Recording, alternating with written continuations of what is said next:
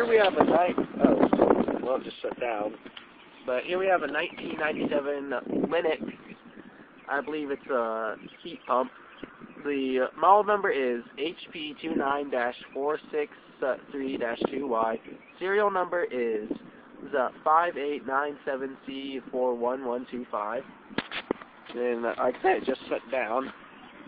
I'll get a look inside and see if, well, I can't really see around the fan, but it has 4 blades. And I'm saying with my cell phone because my friend FanFan61618 is borrowing my DXG because his phone's low on battery. So yeah, in 1997 Lennox, I believe it's a heat pump. Over and out.